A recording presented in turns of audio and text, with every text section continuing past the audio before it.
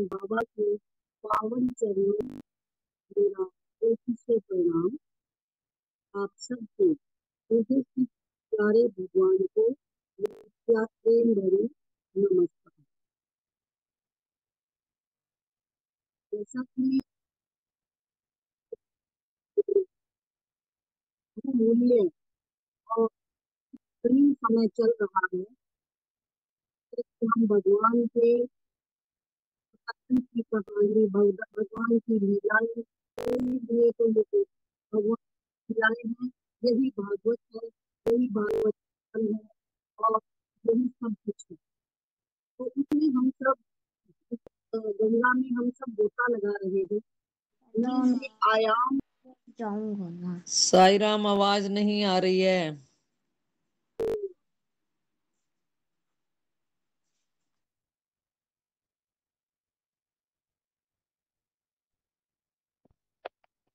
जनक, आपकी आवाज नहीं आ रही है। पता नहीं क्या प्रॉब्लम है फिर तो। हाँ, बिल्कुल नहीं, बस कुछ नहीं क्लियर हो रहा। मेरी आ रही है क्या? आपको आपकी आ रही है? हाँ जी, आ रही है दीदी आपकी। आपकी तो आ रही है। अच्छा, इनकी नहीं आ रही है।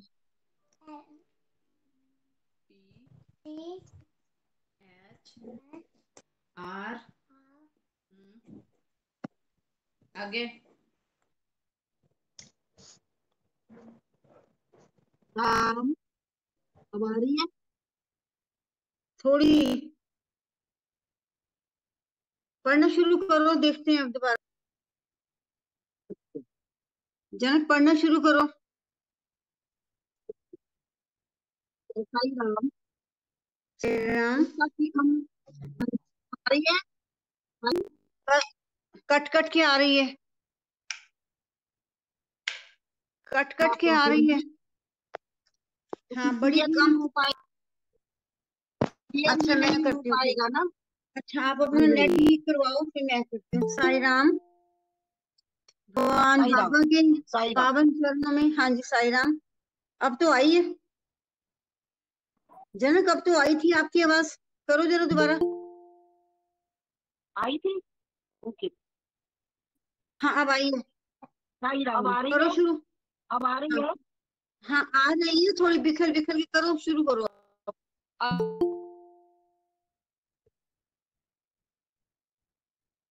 अच्छा जी, अच्छा। हम साकम्मा के बारे में भगवान बता रहे, भगवान से कैसे उसकी मुलाकात हुई और साकम्मा के पास भगवान कैसे गए पहाड़ी पार करके। तो साकम्मा उस समय कार के समीप पहुंची। अंदर आइए कहकर पिछली सीट पर बैठे महानुभाव को बुलाया। उनको एक पीढ़े बिठाकर वहीं स्थित गुलाब के पेड़ से तोड़कर लाए पुष्पों को उनके चरणों में अर्पित कर नमस्कार किया। दूध, फल आदि कुछ भी उस महात्मा ने स्वीकार नहीं किया। निश्चित समय के अतिरिक्त जब देखो तब जो मन में आया सो करना उन्होंने अनुचित बताया। उसको केवल जीवा जीवा चापल्य बताया। उन्होंने इसी शब्द का उपयोग किया था, मुझे भली भांति याद है, ऐसा साकम्मा ने बताया। टंग कंट्रोल, भगवान इसमें मैसेज दे रहे हैं कि हमें अपनी टंग पे कंट्रोल करना चाहिए, खाने में भी और बोलने में भी। उन्होंने साकम्मा को कैलाश कमेटी के मेंबर बनने के लिए कहा। मेंबर बनने के लिए 1,000 रुपए की आवश्यकता सूचित की। साकम्मा ने सहर्ष अपनी सम्मति दी। वो कहती हैं कि उनके पास एक कागज था जिस पर सम्मा का नाम, पता और उनका मेंबर बना और 1,000 रुपए, 100 रुपए, 1,000 रुपए देने की सम्मति आदि के विषय में पहले से ही लिखा हुआ था। अर्थात 1,000 रुपए हस्ताक्षर करना ही शेष था। ठीक है, इतना कहकर वे अंदर के कमरे से 1,000 रुपए लेकर जब बाहर आई तब वे महात्मा, सद्य ये पत्र एवं रुपए अपने पास ही रहने दो, मैं पुनरपि आऊंगा, दोबारा आऊंगा, उसी समय ले जाऊंगा। कहकर शीघ्रता से सीढ़ी उतरकर कार में चढ़ गए। कोई टंटा टकरा रहा करती गाड़ी उस बालक के चातुर्य से स्टार्ट हुई। घर घर धूल उड़ाती मुख्य द्वार पार कर गई। कुछ दूर जाकर अदृश्य हुई। वर्षों बीत गए, पर वह कार का धनी या कैलाश कमेटी का पता ही ना चला। बेंगलोर में एक मित्र के घर में साकम्मा ने बाबा को जब प्रथम बार देखा, वो उस समय उस कैलाश कमेटी की कार चलाता हुआ बालक यही तो नहीं।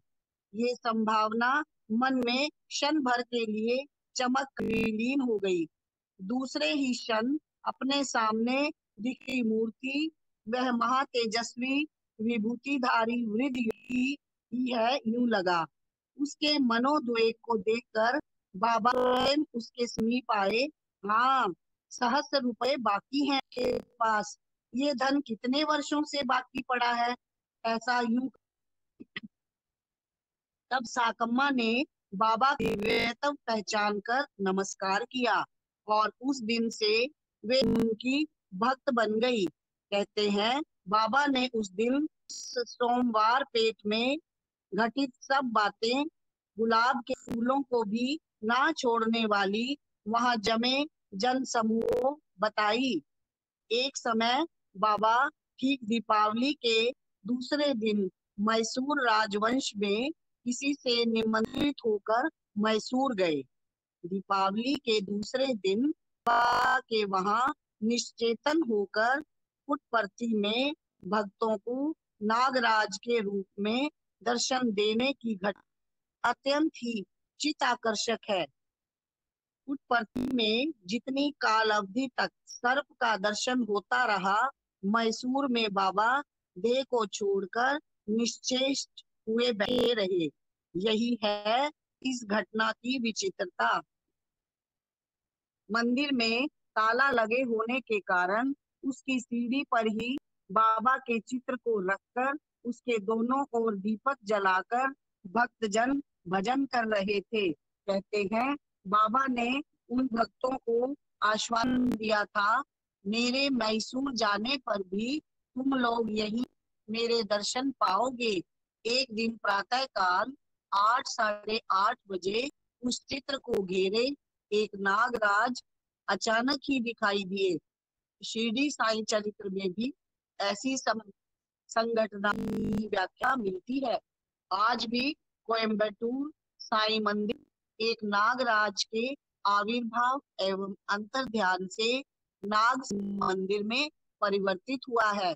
संभवतः वाचकों को ज्ञात होगा, प्रातः काल के उन पूजन भजन पूजन आरती किसी से भी वह सर्प नहीं हटा। ग्रामवासी दो हुए आकर हल्दी कुमकुम आदि से अर्चना करने लगे। एक पुरोहित जी मंत्र घोष करने लगे। नारियल फोड़े गए, कपूर से आरती की गई। एक महिला को नारियल के टुकड़ों का प्रसाद देने पर मेरी पूजा के लिए लाया गया नारियल तो बड़ा था, कहकर उस पवित्र समय में भी उसने झगड़ा किया। आपके पास दूसरा टुकड़ा भूल से आया होगा, कहकर क्षमा मांगने पर भी उसका क्रोध शांत नहीं हुआ।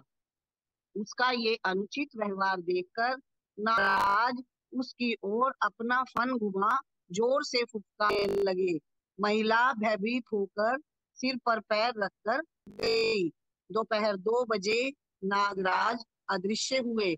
उसी समय इधर बाबा सचेत होकर उठ बैठे। लगभग उन्हीं दिनों श्रीमती साकम्मा आदि भक्तों के बाबा हैदराबाद पधारे थे। वहां अनेक वर्षों के शिरडी साईं बाबा की भगत बनी चिंचोई वंश की रानी और उनके बांधव बाबा को अपने पुरातन पुराने घर में ले गए। उस समय शिरडी साईं बाबा के समय के विषयों को याद कर बाबा द्वारा निर्देशित करने पर भक्तों का ये विश्वास दृढ़ हो गया कि बाबा शिरडी साईं बाबा के ही अवतार हैं। वहां से लौटने पर बाबा तमिलनाडु जाकर आए। बेंगलोर के समीप के कुप्पम से करूर, त्रिचनापल्ली, उडुमलईपेटे इत्यादि स्थानों को गए।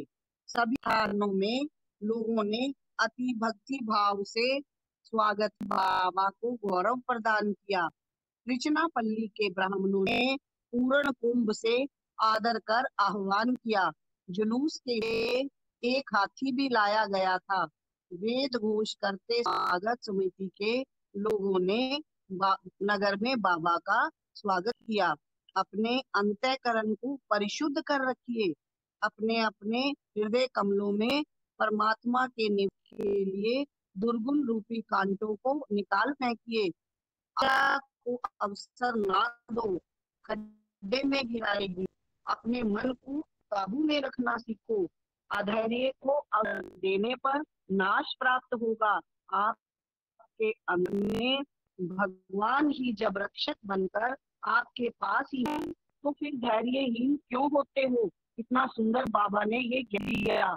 हर हर वाक्य, हर शब्द मंत्र है।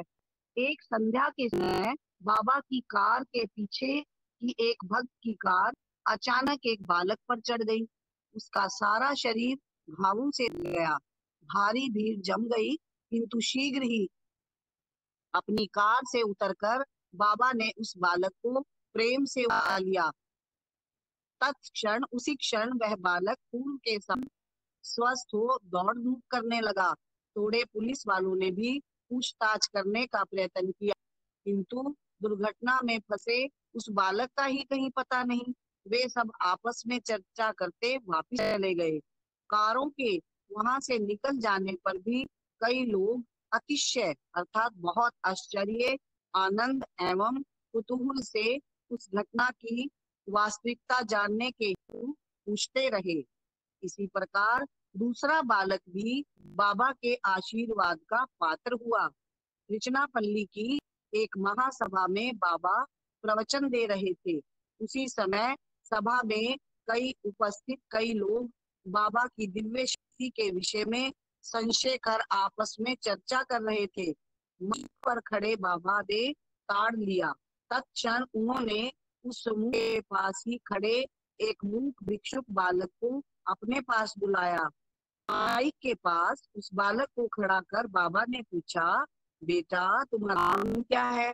लड़के ने मुंह खोला और शंका पूर्ण स्वर में दूंगा बोल उठा, वेंकट नारायणन, और उस माइक के मुंह से मुंह लगाकर जोर से रोने लगा। वेंकट नारायण, ये ध्वनि लाउड स्पीकर द्वारा गांव में व्याप्त हुई। क्या हुआ क्या हुआ? यूं कोलाहल, ये जो शोर था सारे गांव में मच गया और सब लोगों ने बाबा की महिमा को जान लिया। बाबा कहते हैं इससे एक अनोखी घटना भी घटित हुई। गूंगा बोल उठा। ये समाचार सारे गांव में फैल गया था। सवेरा होते ही, क्यों, सूर्य उदय के पूर्व ही बाबा के निवास स्थान के चारों ओर हर कोने में मुंहों के, जो नहीं बोल सकते, उनके झुंड के झुंड दिखाई देने लगे। साथ में उनके अपने अपने बांधव हितैषी भी थे, हित चाहने वाले भी थे। उतनी जनता को आश्वासन देकर उनके और अन्यों के बीच वाद विवाद तथा मनोताप न बढ़ाने के हेतु से या संभवतः उनमें से उस सौभाग्य प्राप्ति की परिपक्व दशा न देखकर बाबा उस कोठी से प्रातःकाल के समय ही गांव छोड़कर चले गए। करूर, त्रिचनापल्ली आदि गांवों के दुकानदार तथा अन्य प्रतिष्ठित जनों ने बाबा का विशेष वैभव युक्त स्वागत किया। फूल वालों को बुलाकर उनसे पूजा मंडप अत्यंत रमणीयता से सजाया गया। सुगंधित जल से उनके चरण धोए गए। नयन मनोहर हारों से उन्हें अलंकृत किया गया। दूर दूर से लाए गए फल भी अर्पण किए गए, किंतु बाबा उन्हें उपदेश देते रहे, ये सब केवल आडंबर है, दिखावा है। मेरे लिए तुम्हारा शुद्ध हृदय मंडप मनोपुष्प, मन रूपी पुष्प, मन रूपी फूल, सत्कर्म रूपी फल तथा प्रेम अश्रु रूपी पावन जल ही आवश्यक है। बाबा के संकल्प से घटित सब चमत्कार भक्तों की श्रद्धा दृढ़ बनाने और उनको अपने उपदेश के अनुसार श्रद्धा से आगे बढ़ने के लिए ही है। मैसूर के अरसू के लोगों के यहाँ जब पाद पूजा हो रही थी, दोनों ओर से एक एक सांप आकर रखे हुए दोनों दीपों के पास फन उठाए नाच कर अदृश्य हो गए। बाबा के अभय संकेत के कारण पूजा यथाविधि चलती रही, किंतु आज भी अद्भुत अनुभव को वहां के लोग भूले नहीं। इस प्रकार के चमत्कारों से जनता की भक्ति एवं श्रद्धा में बल का नव संचार होता है। ये भली भांति जानते हैं, क्रमशः उनको अपनी ओर खींच उनको सुधारना कर उन्हें उन्नत करते हैं। रत्ती भर भी कम ना होने वाली शुद्धि एवं प्रामाणिकता ही बाबा के प्रिय गुण है। आध्यात्मिक साधना में संपूर्ण उत्साह से तल्लीन रहने पर ही उनका संपूर्ण अनुग्रह प्राप्त हो सकता है।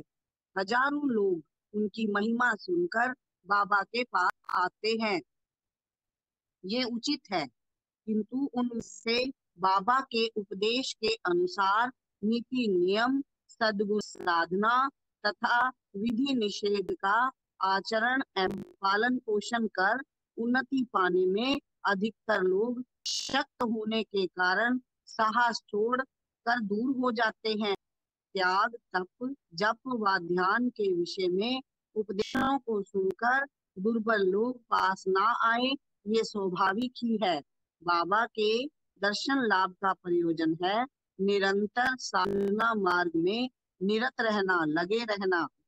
देह आरोग्य के अभाव से अथवा मन शांति ना होने से साधना की ओर प्रवृत्त होना, कष्टप्रद होने से बाबा अपने आश्रित भक्तों के देह आलस्य को दूर कर उनके कष्टों का हरण कर उनका सांसारिक वातावरण सुधार कर सांत्वना दे उन्हें मन शांति प्राप्त करवाते हैं। इस प्रकार बाबा स्वयं ही बार बार कहा करते हैं, महायोगी महात्मा महर्षि जगत गुरु कहलाने वाले अनेक व्यक्ति उनके पास आए श्रीमंत प्रभावशाली तथा प्रतिष्ठावान लोगों को अपने शिष्य बनाकर केवल अपनी ओर ही उनकी श्रद्धा सुरक्षित रखने के उपायों में फंसकर अपनी आध्यात्मिक अधोगति के लिए स्वयं ही गड्ढा खोद लिया करते हैं।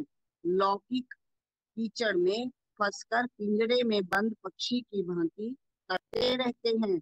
ऐसे जीवों की जागृति एवं परिशुद्धि के लिए ही बाबा ने अवतार लिया है। यही कारण है कि बाबा अपने पास आए धनवान गरीब पंडित वृद्ध प्रतिष्ठावान अप्रतिष्ठावान कोई भी क्यों ना हो, उन सब पर समान रूप से अपनी अपार करुणा दृष्टि बिखेर कर उनके लोभ दोष आदि दूर कर अपने साधना क्रम शिक्षण में समाविष्ट कर उन्हें कृतार्थ कर रहे हैं।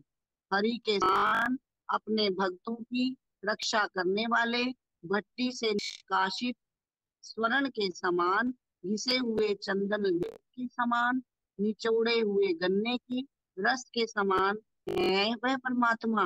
भय युक्त हो विश्वास से आए हुए भक्तों को अपने हाथों का सहारा देने वाले हैं, क्यों नहीं।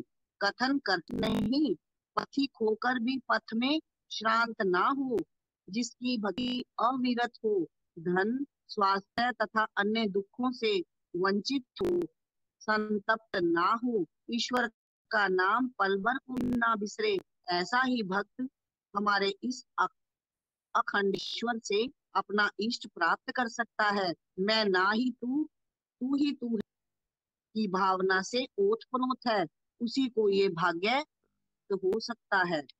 श्रीमती साकम्मा तथा अन्य भक्त बाबा की जयंती, गणेश चतुर्थी, रामनवमी, कृष्ण जन्म, वर महालक्ष्मी व्रत आदि त्योहार बड़े उत्साह से मनाते थे। संभवतः बाबा का भी यही संकल्प था। इन त्योहारों में से नवरात्र का उत्सव विशेष धूमधाम से मनाया जाता है, क्योंकि बाबा जग जननी लोक माता के ही स्वरूप हैं। वे स्वयं सरस्वती, लक्ष्मी, अन्नपूर्णा, शारदा तथा काली हैं। सनातन धर्म को ही बाबा मानव कुल माता के स्वरूप में वर्णित करते हैं। सत्य, धर्म, शांति, प्रेम आदि सनातन धर्म के मूल तत्वों का संसार में प्रचार करने वाले बाबा ही साक्षात सनातन सारथी हैं। भक्त उन्हें माता पिता, गुरु एवं ईश्वर मानते हैं, फिर भी मां के समान प्रेम ही बाबा और भक्तों के बीच एकात्मता का प्रमुख सूत्र है। अनेक भक्तों को उन्होंने कामाक्षी, राज राजेश्वरी तथा वरलक्ष्मी के रूप में दर्शन दिए हैं। एक भक्त बाबा को शिव शक्ति मानकर ही पूजा करते आए हैं। बाबा की दृष्टि में सब भक्त बच्चों के समान हैं। छोटे बच्चों को देखकर वे माता के समान वात्सल्य दिखाते हैं। बच्चों को मनाने और उनको अपनी ओर आकर्षित करने की 10-12 युक्तियां जानते हैं। दीपक के प्रकाश के सामने उंगलियों के द्वारा दीवार पर अनेक प्रकार के पशु पक्षियों के छाया चित्रों की रचना कर सकते हैं। मृग तथा पशु पक्षियों की ध्वनि निकाल सकते हैं। मुट्ठी मिट्टी उठाकर लो लड्डू कहकर उस मिट्टी को लड्डू में परिवर्तित कर सकते हैं। स्लेट पर भिन्न भिन्न प्रकार के चित्र बना सकते हैं। संक्षेप में यूं कहिए कि सभी अवस्थाओं के बच्चों का मन मोह कर अपनी ओर आकर्षित करने वाली माँ है बाबा। उनके ही कथनानुसार सचमुच बच्चे अत्यंत भाग्यशाली हैं। इतनी छोटी आयु में ही उनको मैं प्राप्त हूँ। अब उनके जीवन पर्यंत मेरा अभय हस्त उन्हें अभय प्रदान करता रहेगा। बच्चों की नामकरण विधि के समय देखिए बाबा को। प्रत्येक के नामकरण में उनकी करुणा, आशीर्वचन तथा अनुग्रह का सम्मिश्रण रहता है। अक्षरा अभ्यास के समय भी वही कृपा। उनके नन्हे हाथों को सुकोमल हाथों में लेकर प्रथमतः शहद, दूध या चावल से ओम शब्द लिखते हैं। तदंतर अक्षरमाला सिखानी प्रारंभ करते हैं। अक्षर का अर्थ ही है अविनाशी परम तत्व। उसके अभ्यास का बीज भी बाबा शिवजी होकर बोते हैं। इन्हीं किसी मंत्र के उपदेश देकर बच्चे की मनोभूमि परिपक्व बनाने की उनकी चेष्टा होती है। ओम नमः शिवाय, ओम नमो नारायण, ओम नमो श्रीनिवासाय, ओम नमो वासुदेवाय आदि मंत्र का उच्चारण करवाकर उनके लिए ये अन्नपूर्णा देवी मोक्ष का द्वार खोल देती है। साईं माता शीर्षक का बाबा का स्तुति पूर्ण भजन मैड्रॉस के 2 भक्तों ने तमिल भाषा में रचाया है।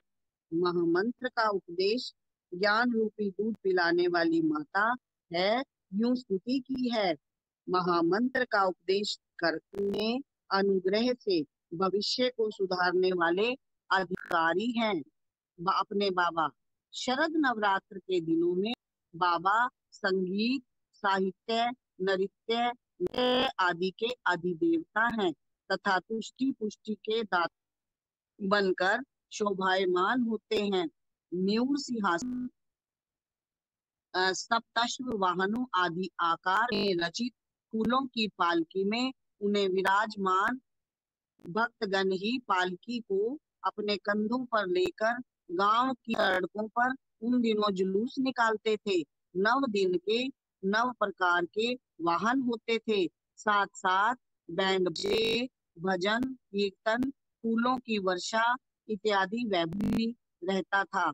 बाबा पालकी से पुष्पहारों में से शेवंती, गुलाब आदि पुष्पों को निकालकर भक्तों की ओर फेंकते। मैंने स्वयं अपनी आंखों से देखा है कि वही पुष्प ठन या ध्वनि कर सिक्का या पत्री परती बाबा के चित्र से अंकित सिक्का बनकर नीचे गिरते, बच्चों की ओर फेंके हुए पुष्प और पिपरमेंट की गोलियां आदि खाद्य पदार्थ बन जाते।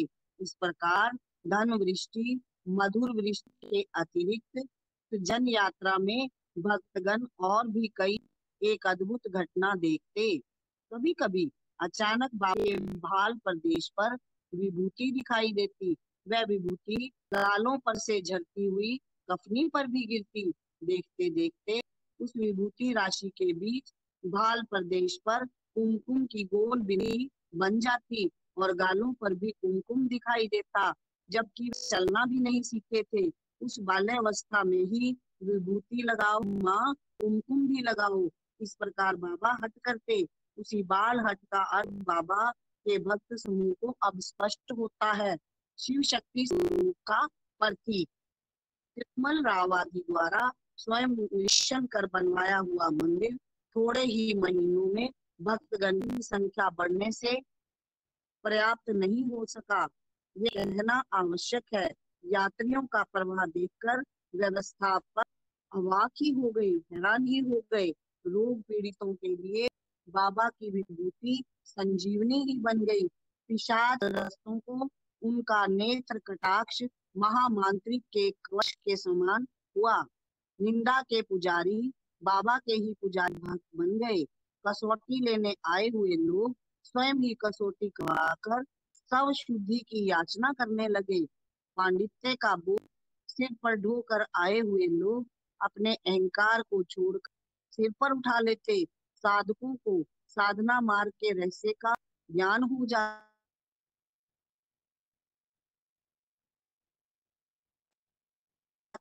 अशांत और निराश लोग शांति एवं उन्नति पाते। यही है उस छोटी उम्र में टीक लगवाकर बाबा अकेले ही चित्रावती पार कर संध्या के समय दूर की पहाड़ी पर एक चट्टान पर जा बैठे थे। वही समीप की झाड़ियों से अपने लूट की कमाई बांटते हुए चोरों की क्रोध भरी चर्चा बाबा ने सुनी।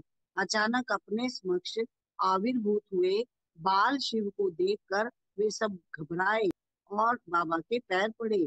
संकल्प मात्र से सृजन किया हुआ विभूति का प्रसाद बाबा ने उन्हें दिया।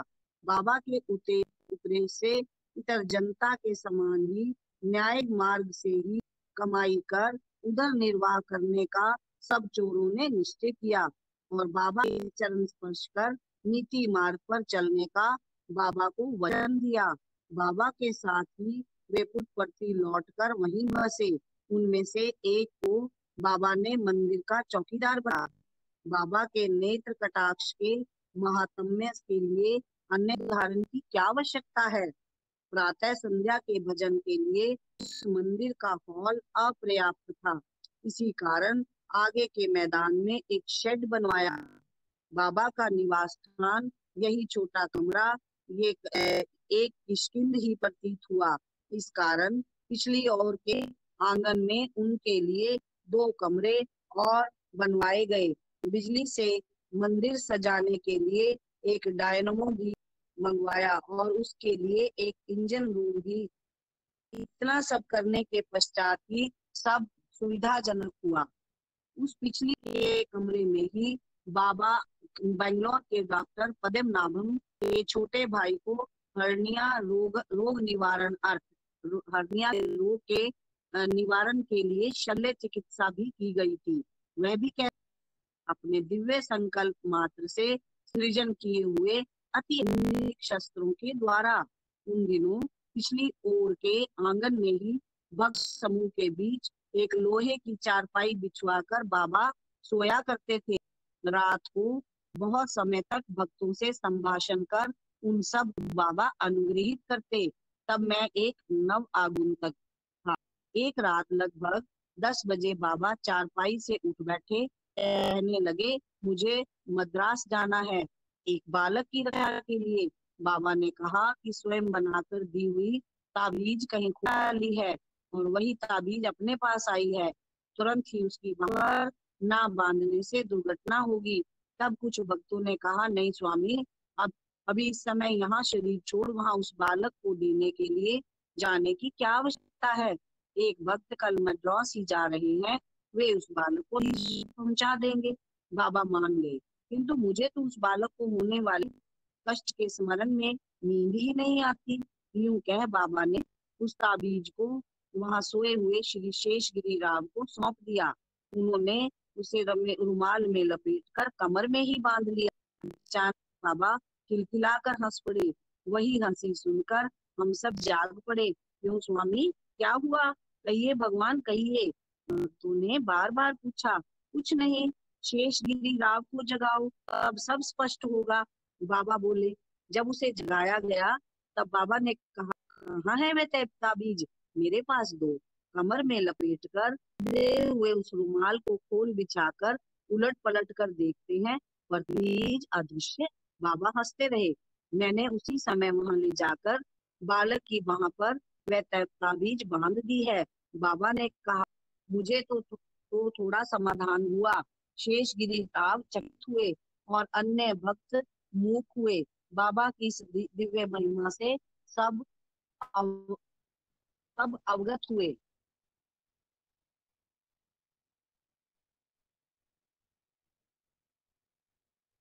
जिसे पुराना मंदिर इस प्रकार आजकल लोग कहते हैं, उस मंदिर को भक्तगण कभी भी नहीं भूल सकते। उनके जीवन में वह मंदिर आनंद की खान है।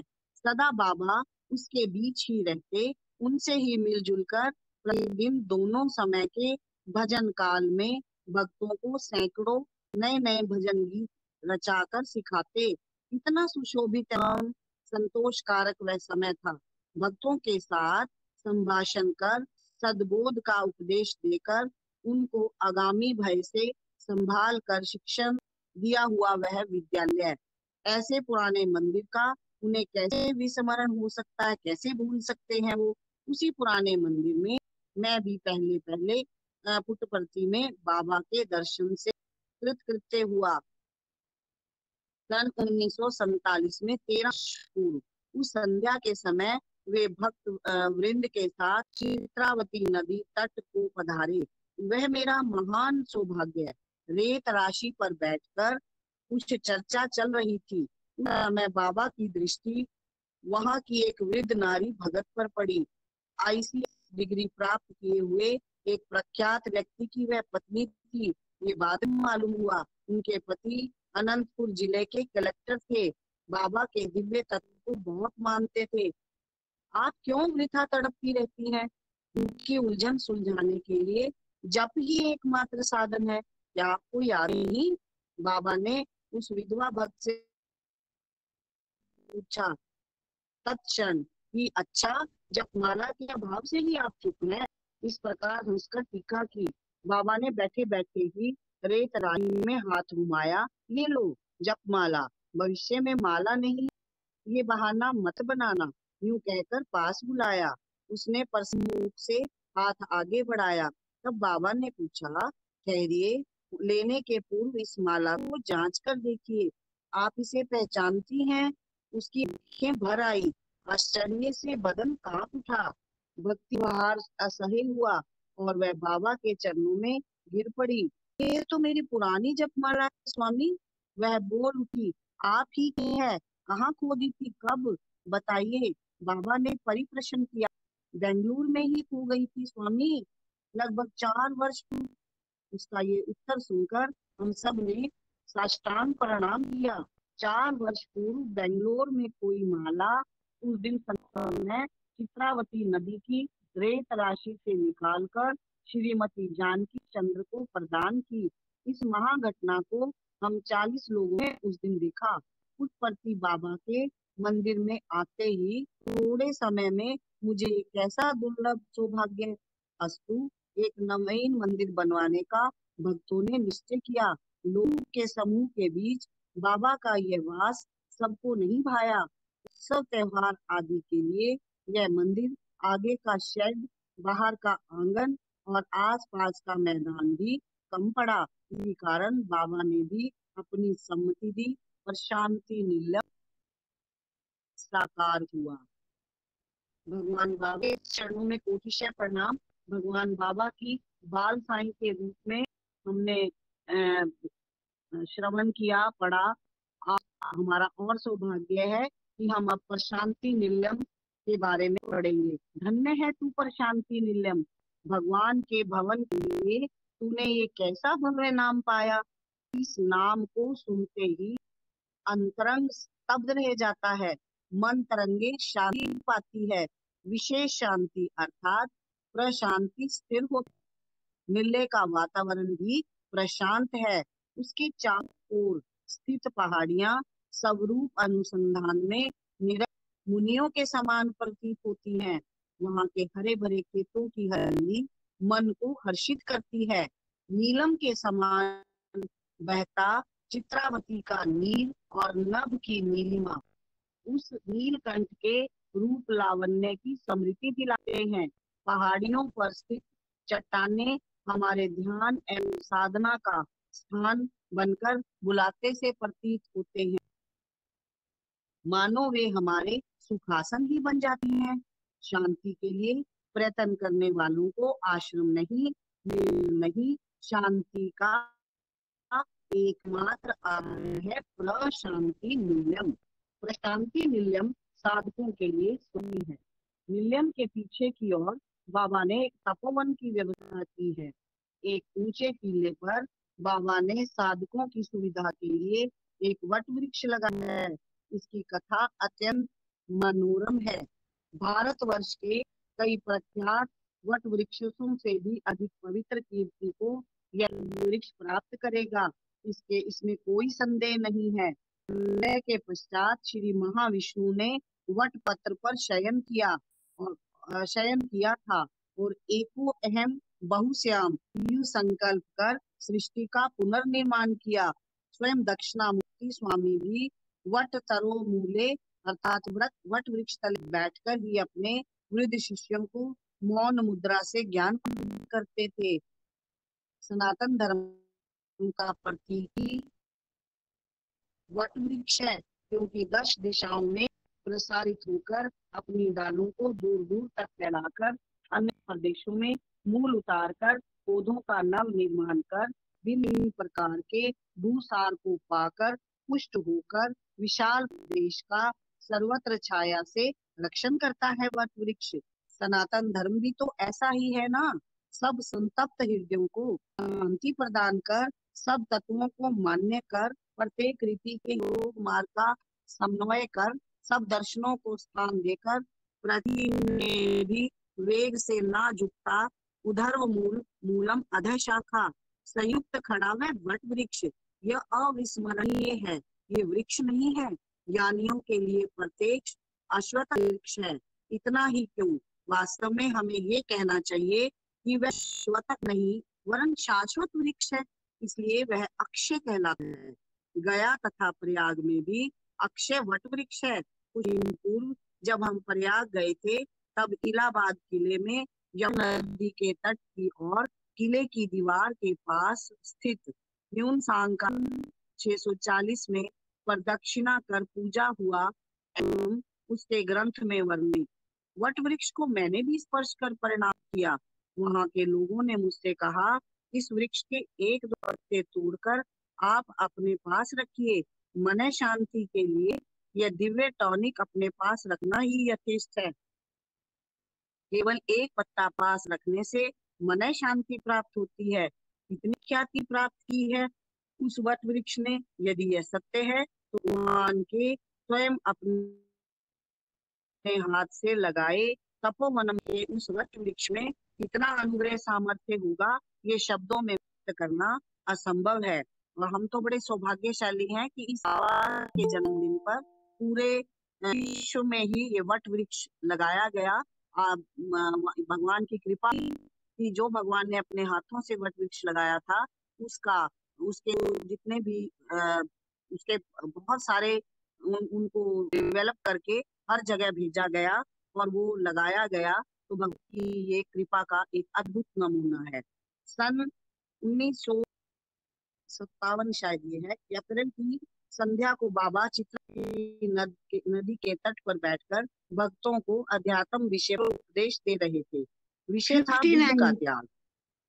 59 सॉरी हाँ जी, हाँ जी, 1958 अप्रैल की एक संध्या को बाबा चित्रावती नदी के तट पर बैठकर भक्तों को अध्यात्म विषय पर उपदेश दे रहे थे।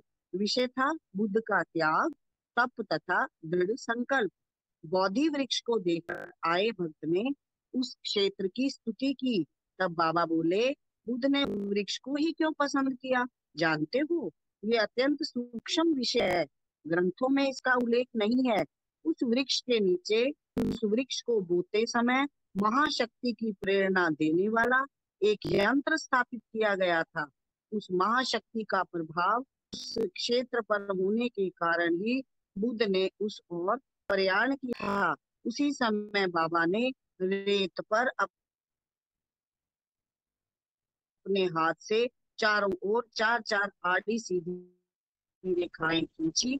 प्रत्येक छोटे चौक में तर्जनी उंगली से अक्षर अंकित किए। तत्क्षण उसी रेत में हाथ डाल उंगली भर रेत के नीचे एक एक तांबे का चरा सृजित कर प्रदर्शित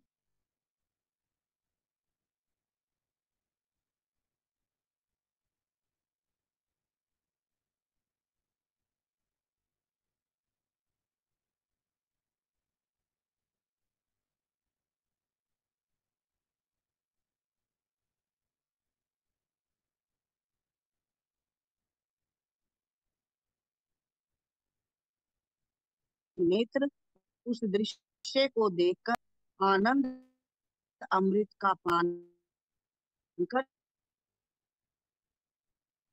तृप्त हुए। इस पत्र को भूमि में गाड़ दो, इसी स्थान पर मैं वृक्ष लगाऊंगा। इस वृक्ष से एकाग्रता की साधना फलेगी। अब देखिए भविष्य में इस तपोवन में कैसे कैसे योगी एवं तपस्वी आएंगे।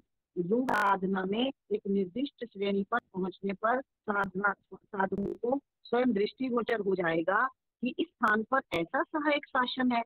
ये शासन ही उनका पथ प्रदर्शक होकर अपने दिव्य तेज उन्हें वहां बुला लेगा। बाबा बोले, इन बातों को सुनकर हम लोग अपनी शुद्ध बुद्ध भूलकर कुछ समय के लिए उस भगवान के चरणों में लीन हुए। कितना महत्वपूर्ण मुहूर्त था वो है। जून का 29वां दिन वाद्यघोष के साथ उस शासन पत्र को प्रशांति निलयम से तवान की पहाड़ी के शिखर तक पहुंचाया गया। मंत्र घोष के मध्य बाबा ने उसकी भू प्रतिष्ठा की। उसी शासन पर एक वट वृक्ष बोकर जल से सिंचन किया। जगत के सब वट वृक्षों से मेरी महिमा अपार है। इस अभिमान को लोगों में प्रसारित करने के की जयंती उत्सव के दिन 23/11/1950 प्रशांति निलयम का प्रवेश उत्सव हुआ। प्रशांति निलयम को पूर्ण होने में 2 वर्ष लगे। किसी भी भवन का निर्माण करना हो तो शंकु स्थापना वास्तु विद्या की एक आवश्यक संस्कार दिया है। पृथ्वी खोदते समय बहुत से लोग कुदाली पूजा करते हैं।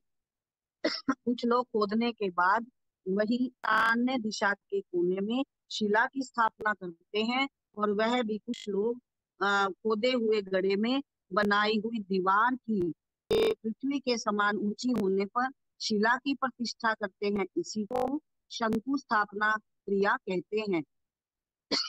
सॉरी। कई लोग सामने के मुख्य द्वार की चौखट की स्थापना करते समय मंत्र घोष युक्त उत्सव मनाते हैं, किंतु प्रशांति निलयम के पास ही पड़ी एक काले पत्थर की भारी चट्टान थी। उसको तोड़कर सम प्रमाण के पत्थर बनाकर नींव के काम में लगाने का प्रारंभ उत्सव स्वयं देवेंद्र ने ही किया। बारूद के स्थान पर उनकी वज्र आयुध बिजली के आघात से ही वह चट्टान टूट गई। कारीगरों के तोड़ने के पूर्व ही सुरपति ने कारीगर बनकर एक ही रात में उस बड़ी चट्टान को 4 भागों में विभाजित कर दिया। निलयम की आवश्यकता पूर्ण होने पर बचे हुए भागों को वाशक चित्रावती जाते समय उस सड़क की दाहिनी और पहाड़ी के नीचे आज भी देख सकते हैं। मकान बनते समय बाबा प्रतिदिन काम का निरीक्षण करते, कारीगरों का उत्साह बढ़ाते, इंजीनियरों के साथ अपने अभिप्रायों की चर्चा करते तो उन्हें भी हार मानकर बाबा की ही बात माननी पड़ती। निलयम किस प्रकार सुंदर बने, किस प्रकार दृढ़ हो, किस प्रकार बनवाने से भजन प्रार्थना आदि के लिए योग्य रहेगा। ये सब उनके भली भांति जानने के कारण अनुभवी शिल्पियों को भी यही ठीक है कहना पड़ा। प्रशांति निलयम का निर्माण ही एक भारी चमत्कार है। इस प्रकार के सामान्य ग्राम में इतने सुंदर, इतने भव्य एवं भद्र सौधे का निर्माण मनुष्य मात्र के लिए दुसाध्य ही है। इसका उदाहरण देने के लिए एक ही घटना यथेष्ट है। प्रार्थना मंदिर के लिए आवश्यक लोहे की कड़ियों की प्राप्ति। उस समय विश्व युद्ध के बाद कंट्रोल, परमिट तथा राशन आदि की दारुण परिस्थिति थी। त्रिचनापल्ली के समीप एक पुल बनने के लिए मंगवाई हुई इन कड़ियों में से अनेक अनावश्यक प्रतीत हुई। निलयम निर्माण के लिए उनका उपयोग मदर सरकार की अनुमति से हुआ। वे कड़ियां 10-12 भक्तों के अविराम परिश्रम से रेल द्वारा पेनुकोंडा रेलवे स्टेशन पर पहुंची, किंतु इंजीनियरों की कटकट ही रही। इन गर्डरों के लिए इतना परिश्रम क्यों? कहीं से मेल भी गए तब भी उसको उस डिस्ट्रिक्ट बोर्ड के रास्ते से कैसे लाया जाता है? वे छोटे छोटे पुल सुरक्षित नहीं हैं। वे कहीं टूट गए तो अर्ध रास्ते में ही वे जंग खाकर खराब हो जाएंगे। 7 मील के अंतर पर स्थित व्यंकपेरू पुल आदि यदि नीचे कीचड़ में धंस गया तब तो बस हर हर गंगा जी की। 1000 लोगों के धकेलने पर भी नहीं निकल पाएंगे। और महाशय उसके बाद लौचेल गांव से ही आना पड़ेगा।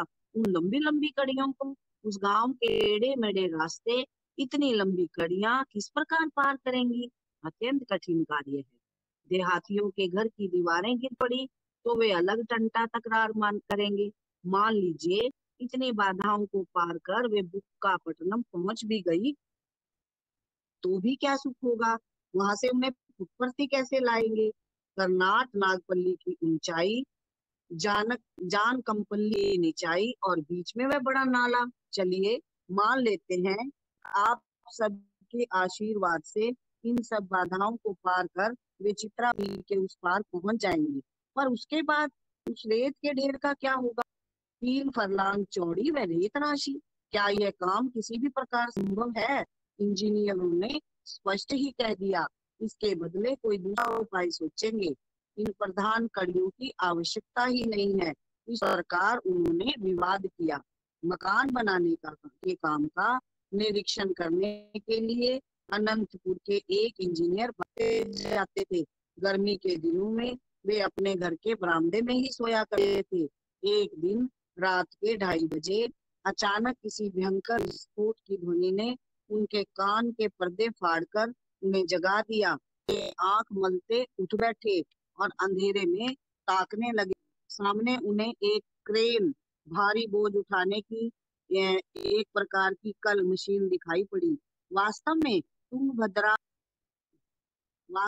तुंगभद्रा अन्यकट क्षेत्र से मद्रास या बेंगलोर की ओर जाता हुआ क्रेन ही अब है। पेनुकोंडा से पुट्टपर्थी लोहे की कड़ी को पहुंचाने में सहायक बन सकता एकमात्र साधन एक क्रेन। धमाके की आवाज उसके इंजन से निकली हुई विस्फोटक ध्वनि थी। पास जाकर पूछने पर मालूम पड़ा कि वह इंजन 10-12 रोगों से पीड़ित है। उसके एंग्लो इंडियन चालक थोड़ी पर हाथ रखकर बैठे हुए थे। वे इतने खिन्न-मनस्क हो गए कि सिगरेट जलाने का भी होश नहीं रहा था। बंबई तार भेजकर पुर्जे को मंगाकर उसे जोड़कर क्रेन आगे चलाने के प्रयत्न में था वह इंजीनियर की भी यही राय हुई। हाथ वाला हाथ में ही रह गया। फिर भी उनकी धृति निश्चल ही रही। सूर्य उदय के पूर्व ही वे पुट्टपर्थी गए और बाबा को संदेश दिया कि सामने क्रेन खड़ा है। उसके एंग्लो इंडियन ड्राइवर का कहना है कि यदि उसकी मुरम्मत हो जाए तो वह लोहे की कड़ियां स्थान पर पहुंचाई जा सकेंगी। ठीक है, तो उसके लिए इतनी चिंता क्यों? कहते हुए बाबा ने अपना दाहिना हाथ 2 बार चक्राकार में घुमाया, कुछ विभूति की सृष्टि की और ये कहते हुए अपना आशीर्वाद दिया, उसको उस इंजन पर बिखेर दो और उस ड्राइवर से कहकर स्टार्ट करवाओ, सब ठीक हो जाएगा। साई राम कहते हुए उन्होंने वह विभूति इंजन बिखेर दी।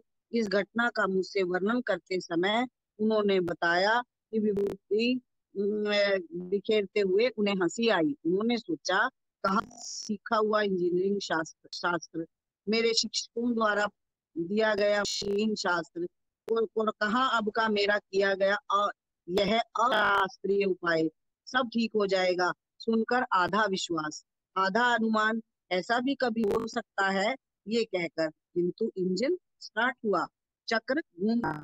10 कदम भी आगे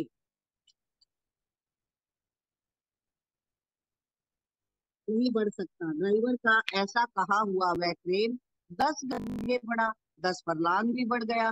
निर्विघ्न पेनुकोंडा रेलवे स्टेशन भी पहुंच गया।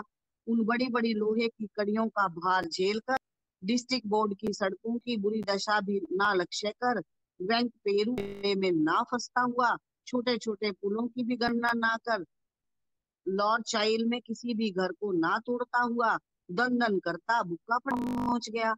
कर्नाटक कर्नाट नागपल्ली की ऊंचाई चढ़ गया।